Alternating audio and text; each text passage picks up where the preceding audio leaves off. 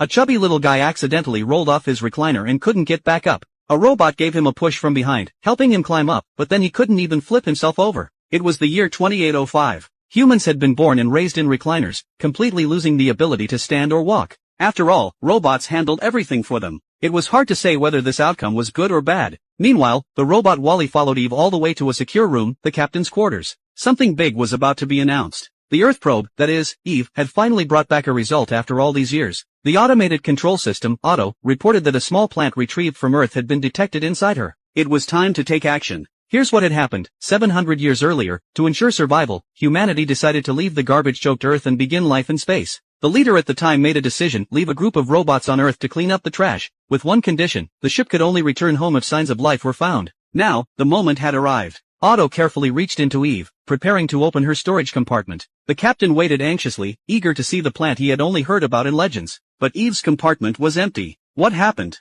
It was clearly inside her just moments ago. Otto had an answer. Eve's memory was damaged during her Earth mission. She would be sent to the repair ward for maintenance, and while they were at it, they'd also clean off that filthy Earth robot, Wally. In the repair ward, Wally had never seen anything like this. The repair bot first removed Eve's arm, then prepared to detach her head. Thinking Eve was being harmed, Wally burst through the gate, shattered the glass, snatched back Eve's arm, and fired a shot in panic, paralyzing the entire repair ward. His impulsive act unintentionally saved many other robots that were also undergoing repairs. Carried like a hero, he was lifted up and celebrated. But in the eyes of the security bots, he was the exact opposite, a troublemaker who needed to be dealt with. So the two began to flee, eventually hiding inside a cockpit. They were debating whether to return to Earth when a security bot suddenly appeared, holding the missing plant. It launched the cockpit into space, activating its self-destruct sequence. Wally, still innocent and unaware of the danger, cheerfully went to pick up the plant, excited to finally return Eve's important mission item. Then the hatch closed, and the cockpit was ejected, set to self-destruct. Seeing this, Eve was utterly horrified.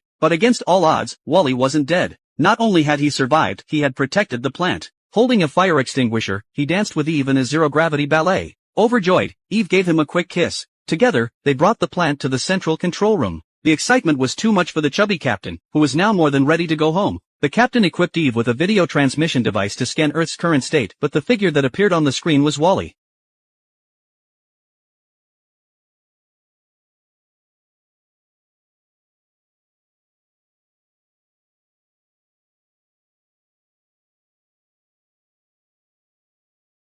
The captain gave the order, return to Earth immediately. But to his surprise, the autopilot system, Auto, objected. It insisted on destroying the plant. Then Auto revealed a secret from 700 years ago. The last leader gave me one final directive, it explained. Earth's atmosphere